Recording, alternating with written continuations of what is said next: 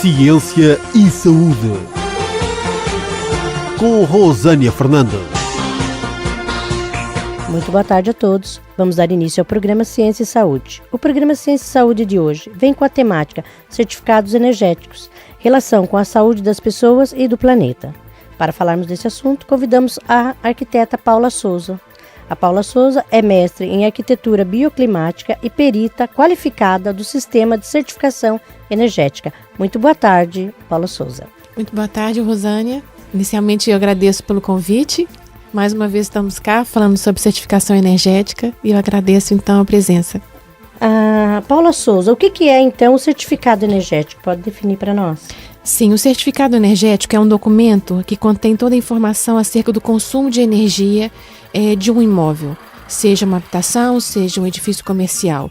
E esse consumo de energia está relacionado com a climatização, que é o aquecimento e o arrefecimento dos ambientes, e também o consumo de energia relacionado ao aquecimento das águas sanitárias. As águas do banho, da cozinha, todo o aquecimento das águas que estão dentro de uma casa. Nós já conhecemos a certificação energética nos eletrodomésticos. Quando nós compramos, por exemplo, um frigorífico, nós temos o certificado energético logo à frente na porta. Isso acontece também agora nas casas. Normalmente, as pessoas optam por aqueles eletrodomésticos que têm um menor consumo de energia. E hoje em dia, as pessoas também tendo um pouco mais de conhecimento nessa área da certificação energética e do que isso representa em termos do consumo de energia e daquilo que nós temos que pagar no final do mês, não é? Em termos de fatura da eletricidade, as pessoas começam a ter um pouco mais de preocupação com isso e também vão começar a escolher casas que tenham uma classificação melhor. Porque esse consumo de energia, ele acaba sendo traduzido numa escala de A+ até G, sendo o A+, aquele edifício, aquele imóvel, aquela fração que tenha o melhor consumo de energia, não, ou menor consumo de energia, e o G seria aquele que tenha maior consumo de energia, que seria menos eficiente energeticamente falando. O que é que contém nesse certificado? Quais são as informações? Nesse certificado existe a identificação do imóvel, não é? Onde se fala que tipo de imóvel que é, se é um apartamento dentro de um edifício multifamiliar, se é uma habitação, onde é que ele está localizado. Tem uma descrição de todo o imóvel, não só no imóvel em si, como também do aspecto construtivo, da sua envolvente, do que é constituído as paredes, os pavimentos, a cobertura. Faz um raio-x de todo o imóvel. E além disso, é lógico, tem também designado qual que é o consumo de energia. O consumo de energia para o arrefecimento, para o aquecimento e para o aquecimento das águas sanitárias. Como é que podemos então melhorar esse desempenho? Esse desempenho, nesse certificado também existe uma outra parte desse certificado que, na minha opinião, é a informação mais útil para as pessoas, porque a maioria das pessoas, quando solicitam um certificado, por exemplo, no meu caso, quando as pessoas vêm falar comigo porque precisam do certificado, elas não têm conhecimento do que representa esse certificado, o que é aquele documento. As pessoas acham que aquilo é simplesmente um papel para se entregar quando faz a escritura de venda do seu imóvel, de venda ou de arrendamento, porque esse certificado é necessário sempre que se vende um imóvel ou então que se arrenda esse imóvel. Mas, de fato, não se tem uma compreensão do que é o papel. Acha que é só um papel para entregar entre compra e venda e não se há um aprofundamento ali do que é realmente. Exatamente. Então, nesse documento, não só tem toda essa descrição, que muitas das pessoas talvez não tenham esse conhecimento para fazer essa leitura, mas tem uma parte que é das propostas das medidas de melhoria. Nós, peritos qualificados, temos essa obrigação de colocar, quando temos um imóvel que nós detectamos deficiências, não só em termos de patologias construtivas, como também em relação à deficiência da própria construção, nós temos a obrigação de colocar propostas das medidas de melhoria. Como é que a pessoa pode fazer para melhorar o desempenho energético do seu imóvel ou da sua fração. Só para dar um exemplo, aquelas medidas de melhoria que são mais usuais nos certificados, que podemos encontrar nos certificados. Por exemplo, aumentar o isolamento da envolvente, aumentar o isolamento das paredes, quando você faz, por exemplo, uma remodelação na sua casa. Você pode, naquelas casas mais antigas, que tem paredes simples, por exemplo, agora tem se usado muito o aumento do isolamento nas paredes. Na laje de cobertura, naquelas casas que, por exemplo, nós temos um sótão, que o sótão não é habitável. As pessoas esquecem que na laje de cobertura nós precisamos também de ter isolamento. Há muita perda de calor do ambiente para o sótão. Então as pessoas não colocam isolamento nessa laje, que a gente chama de laje de esteira. Então precisamos de um isolamento em toda a envolvente do edifício, ou da fração nesse caso.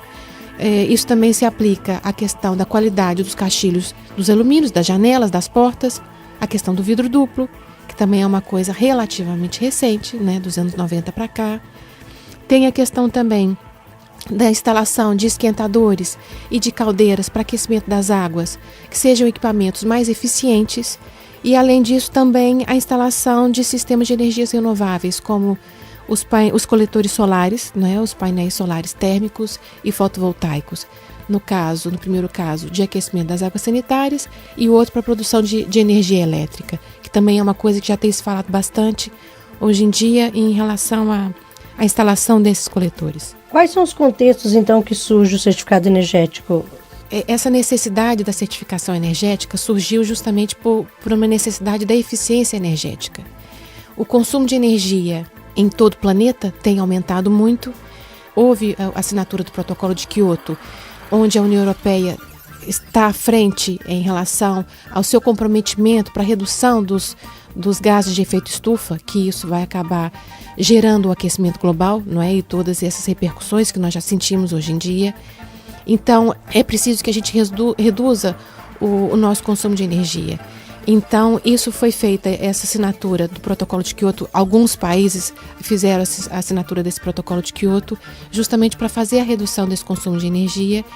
E era nesse contexto que a Europa colocou como diretiva que todos os países membros têm que ter um sistema de certificação energética. Para quê? Para informar as pessoas, os consumidores, daquilo que estão a consumir em termos de energia. Porque nós podemos reduzir muito o consumo de energia que nós temos atualmente. Fala-se em 50%, que podemos reduzir a 50%. E como, uma vez que os edifícios são os maiores consumidores de energia a nível global, em particular da Europa, nós todos temos um papel de relevância nesse processo. Não só os edifícios de habitação, como os edifícios de serviço também. Então, quanto mais eficientes forem os edifícios, quanto melhor nós consumirmos a própria energia, mais nós vamos estar evitando que sejam emitidos dióxido de carbono, que haja o aquecimento global do planeta e toda a repercussão que aquela que nós já conhecemos. Como é que, então, esse certificado energético pode ajudar na saúde das pessoas? Como nós tínhamos falado inicialmente, quando nós fazemos o certificado energético, nós fazemos a visita à habitação ou à fração, ao edifício, nós vamos verificar não só as características da construção, né, como eu tinha falado, mas nós vamos verificar também se há patologias. Muitas das vezes a gente pode identificar a presença de bolor, que isso é derivado à questão da ponte térmica, que é justamente a passagem, quando nós temos, por exemplo, um pilar num edifício. O pilar, se está ligado ao ambiente interior e ao ambiente exterior, ele acaba fazendo uma ponte entre a temperatura do ambiente interior e a temperatura do ambiente exterior. É uma coisa que a gente talvez conheça mais, por exemplo, quando nós estamos dentro do carro. Nós estamos dentro do carro, podemos estar conversando com uma pessoa e começamos a nossa própria transpiração e a respiração começa a ter mais umidade dentro do carro. Então, principalmente agora, nessa altura do frio, nós começamos a ver que começa a embaciar o vidro do carro, não é? Começa a condensar o vapor d'água justamente naquela zona onde tem, que nesse caso é a ponte térmica, onde lá fora é frio e aqui dentro está quente e úmido. Então, justamente esse material que faz essa ligação dessa diferença de temperatura, não é, de ambientes com diferença de temperatura, aliada à presença de umidade, começa a criar, como por exemplo no vidro do carro, começa a ter aquela condensação. Nos materiais de construção, acaba acontecendo, pode acontecer a criação de bolor. Por quê? Porque essa umidade está dentro dos materiais. Muitas das vezes não há ventilação suficiente justamente para haver a renovação do ar e a retirada da umidade desses materiais, né? Então acaba acontecendo a criação de bolor. Então é justamente nesses elementos onde há a ligação entre o ambiente exterior, a diferença de temperatura, é que muitas das vezes há condensação e a presença de bolor. E isso, lógico, está relacionado com a questão da saúde das pessoas, a questão das alergias, não é? Que cada vez mais temos problemas de alergia, e as pessoas todas, não é? Para fechar, como que essa eficiência energética ajuda, então, na saúde do planeta? Essa saúde do planeta está relacionada, como nós tínhamos falado há pouco, do consumo de energia. Então, vamos do início. Na Europa, esses são dados de 2004, não são dados muito, muito recentes, mas dá para a gente já ter uma noção. O consumo de energia aqui em Portugal, mais de 80% do consumo de energia é de origem fóssil. E o que quer dizer isso? Vem do carvão, do petróleo e do gás natural, basicamente. Quando isso é a energia em bruto, não é? O carvão, o petróleo são matérias em bruto, não é? É o que a gente chama de energia primária. Para nós transformarmos essa energia em energia final, que é a energia que nós consumimos aqui, que é a energia elétrica, por exemplo, ou mesmo a energia que é o gás que nós consumimos na nossa casa, nós temos um processo onde há um processo de combustão, onde há a libertação de dióxido de carbono, que é o CO2. Esse CO2 é justamente um dos responsáveis ou dos suspeitos responsáveis pelo aquecimento global, que vai acarretar justamente as alterações climáticas. Então, a energia que nós consumimos, que é de origem fóssil, está diretamente relacionada ao aquecimento global. Por isso que isso está relacionado. Se nós consumimos menos energia, nós estamos libertando menos dióxido de carbono. E com isso nós estamos preservando a saúde do planeta. Então, por isso que há a necessidade de cada vez mais estarmos utilizando as energias renováveis, como os painéis fotovoltaicos, a energia solar, através dos painéis fotovoltaicos e os painéis solares térmicos, e também, por exemplo, as eólicas, as turbinas eólicas, que hoje em dia também, felizmente, estamos aumentando mais os parques eólicos, e por isso essa necessidade que a Europa também tem apostado tanto nas energias renováveis. E assim ficamos então todos responsáveis por essa melhoria no planeta, né? Quer dizer, começa por cuidar da nossa casa e depois se estende a repercussão do não cuidado, né, com tudo isso, acaba tendo repercussão no planeta, como já está havendo, né? Exatamente. E fica aqui essa dica da Paula, que não além de cuidar da saúde, cuidar da casa e a nossa responsabilidade enquanto o desleixo com isso, a repercussão que dá no próprio planeta, que também é a nossa casa.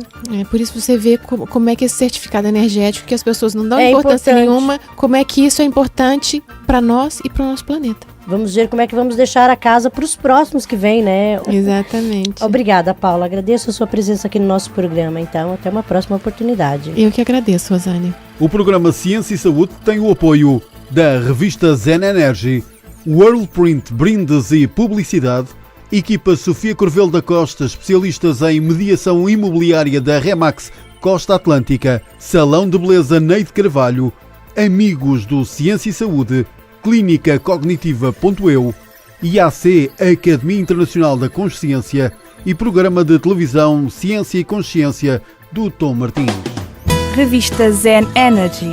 Todos os meses nas bancas, com dicas, técnicas, exercícios e soluções práticas para conseguir o equilíbrio no seu dia-a-dia. Leia a revista Zen Energy para criar autoconfiança, desenvolver a sua autoestima, fortalecer o seu relacionamento, lidar com os seus filhos ou ainda libertar-se de medos, crenças, fobias, ansiedade e stress. Todos os meses nas bancas. Revista Zen Energy. Compre e invista em si.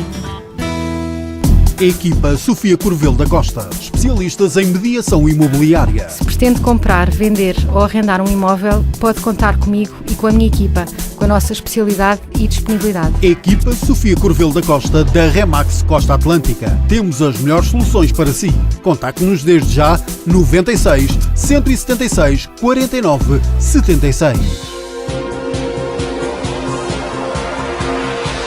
Ciência e Saúde, com Rosânia Fernandes.